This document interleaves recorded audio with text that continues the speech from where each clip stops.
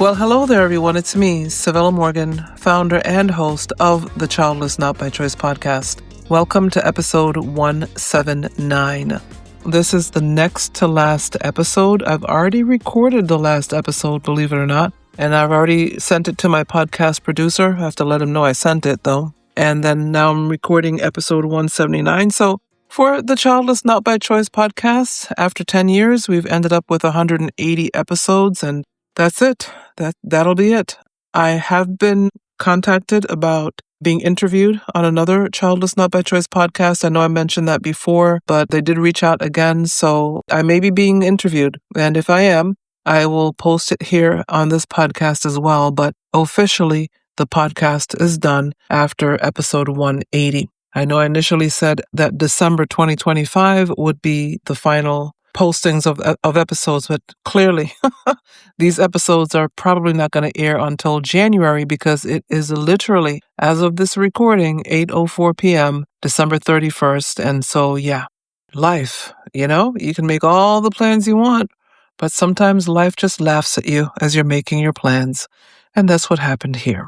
So anyway, this episode, I will not mention the title because I don't even know if that's going to affect the podcast in any way. So I will not mention the title, but it's something that I've never discussed before.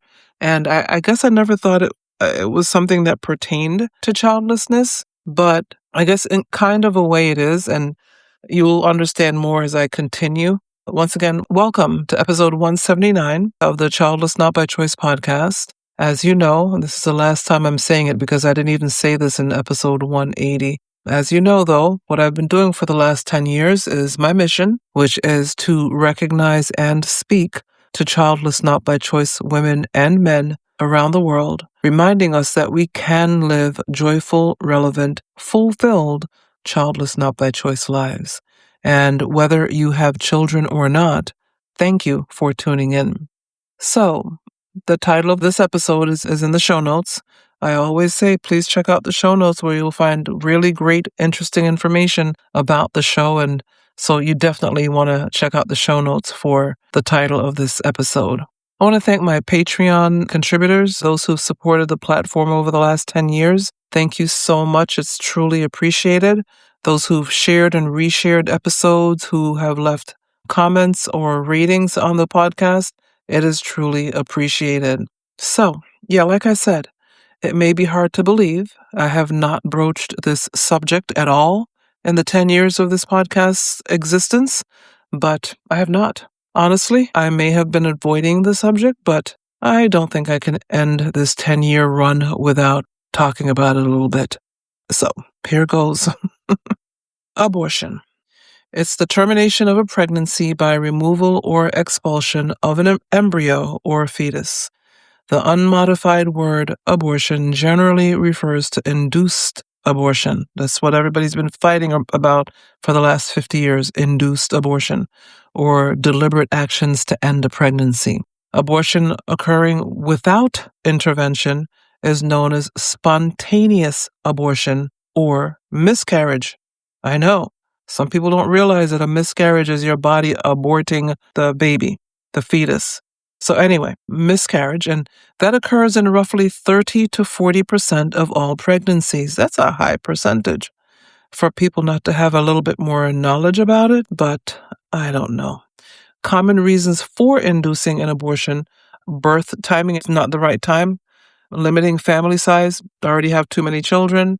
Other reasons include maternal health, an inability to afford a child, domestic violence, lack of support, feelings of being too young, wishing to complete an education or advance a career and not being able to or willing to raise a child conceived as a result of the R word or incest. That was quote unquote.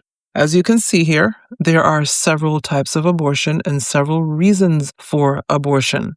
The issues around abortion, as we well know, include such questions as, is abortion wrong or is it right in certain cases? Christians may ask, will a woman go to hell if she has an abortion? Is it right or wrong based on the reason? Those are the questions on abortion that a woman chooses to have. Now, I am not going to insult your intelligence especially if you are 100% against abortion, no matter the reason it may be needed or happens. But here goes. I often wonder if those who are against abortions, no matter what, realize a miscarriage is a type of abortion. And I often wonder of this because of the conversations I hear in real life and in the political arena. The conversations where people simply say they are absolutely against abortion. And I wonder if they did any research on abortion, the different types or reasons. The fact in some cases the woman has no choice because her body is controlling the outcome. How are you 100% against abortion if the woman's body is aborting the baby? I just wonder sometimes if people, when, the language we speak, the words that we use, they're important. And I am not going to sit here and tell you how I personally feel or what I personally feel. And you may think I'm chickening out, but that's not what I'm here to talk about this subject matter for. I'm talking about it because I want us to be informed. And I don't want my opinion to come down in the middle of it. I want us to be informed. And when you're being informed, when you're doing research, you go into the information and the research with an open mind to find out what is this all about? Why the fight for the last 50 years? Why do women choose to do this? And why do they choose to do it, in some cases, I guess, later in their pregnancy than earlier? All of those questions are questions that we ask to get a better handle and knowledge on the subject matter. So I'm not going to be telling you how I feel about this. I just think it's something that I need to discuss, and I want to do it before I shut down the podcast. It's as simple as that. When most people think of abortion without doing any additional research, as I just mentioned, just basing their beliefs on just what they have heard, oh, that is a pet peeve of mine. Oh, I just heard. It's what I heard. It's a pet peeve. They see, for any subject, by the way, not just abortion, any subject. They did no research. It's just what they heard. They see it only as the act of terminating a pregnancy. And many people tend to see the termination as selfish or as murder. In a 2025 Gallup poll, 40% of the people polled said that abortion is morally wrong, while 49% said it is morally acceptable. So overall, U.S. opinion on abortion morality in the 2025 Gallup poll, 40% morally wrong, 49% morally acceptable. I was a little surprised. It surprised me as I thought the numbers would be, I don't know, neck and neck maybe, a little closer in numbers, but be that as it may, there is still a good percentage of the public who believe abortion is morally wrong. But I ask, what type of abortion are they referring to? Have they thought critically about the type of abortion they consider when making an answer? And maybe, just maybe, it's the way the question is asked when you're out on doing your, little polls, whether in public or private. How is the question being presented? So those who believe it is morally wrong, what about a miscarriage? What about when your body is miscarrying the baby? What about an ectopic pregnancy, which I discussed in an earlier episode, where the pregnancy is not going to be viable? What about the gray areas, I guess is what I'm saying. Gray areas such as abortion bans, delaying care, causing great danger, even death to the mother.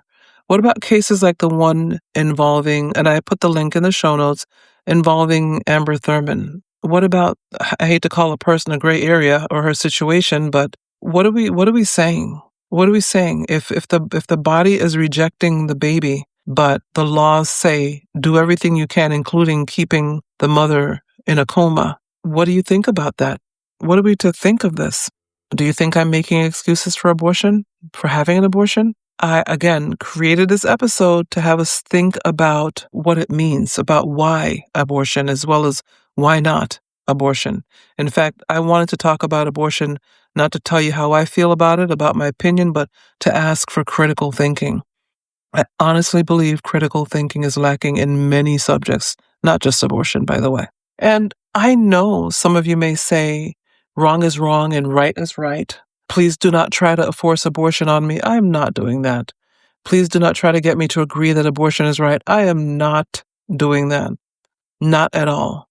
What I am doing is asking for two things. Research the reasons why abortion happens or are chosen. Think about what if it were you or a loved one who had a miscarriage, an ectopic pregnancy, or decided on an abortion due to being attacked, the R word. Whether as an adult or as a child, how would you deal with it? How would you interact with the person who decided to have the abortion, which is the whole point, really, I think, for this episode. I think my biggest issue with subjects like this is the way Christians treat people who have or are about to make certain decisions, like having an abortion. How do we talk to, judge, interact with people who made the decision to have an abortion? Outside of the fact that if your body aborts or wants to abort, it is out of a woman's control, like I said earlier. I don't know if the people who have not done the research quite understand that. How, as Christians, do we interact with people who are thinking about this or have done it? That, to me, as a believer, is the biggest question.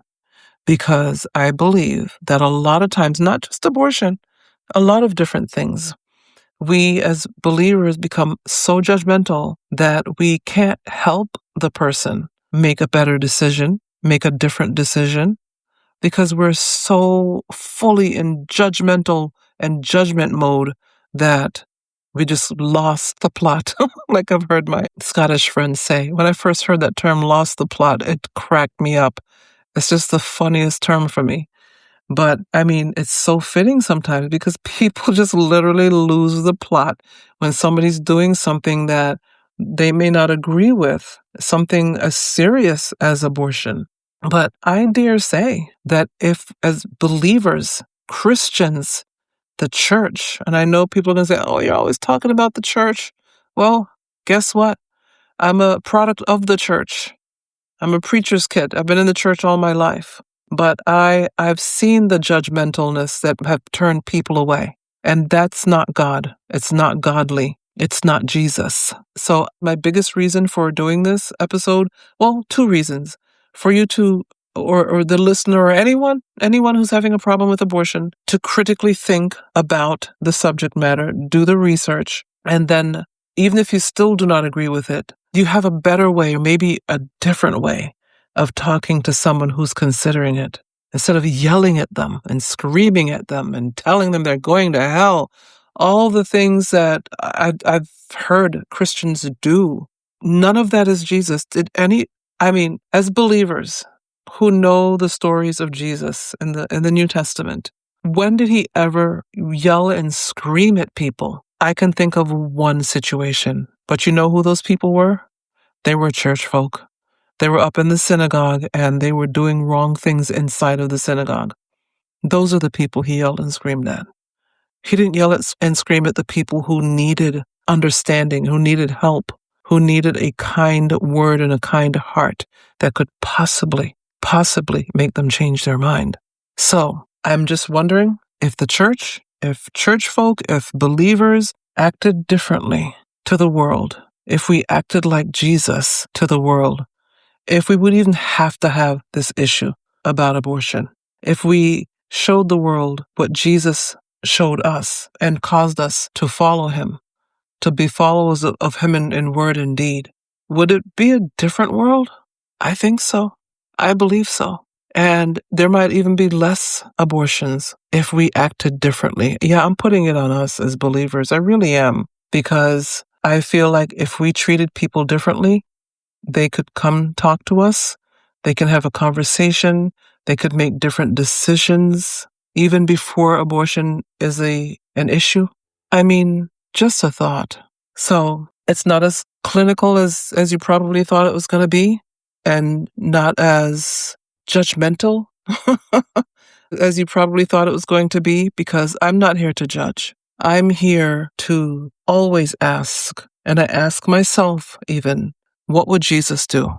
That's what I would ask. And I know that there are different people of different religions listening to me, And you're probably thinking, what is she saying? Is she saying she agrees with it or she disagrees with it?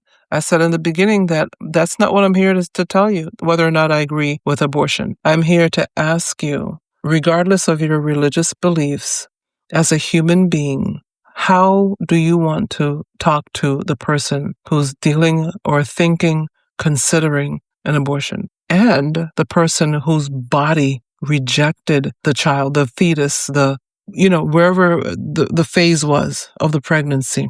You can't make your body retain something that it's rejecting. And this is what I think a lot of these lawmakers, I'll speak for the U.S., a lot of them don't seem to understand. It's just amazing to me that I don't know how much we do or do not learn in school about how the body works. I think maybe we need to learn more, maybe at older ages, to really truly understand what's happening when a woman's body rejects a child. You can't make the body keep the child. And I'll just refer to the link, ask you to refer to the link for the story of the young woman I mentioned. And this has happened several times over the last few years, these types of situations. And I just sit back and I watch and I listen and I'm like, it's the 21st century and we're not exercising the kind of knowledge and wisdom that we really should be on how to interact with people, with each other, and how to deal with situations. I don't know. We just keep looking backwards, and I don't understand why. I feel like we just look back a lot.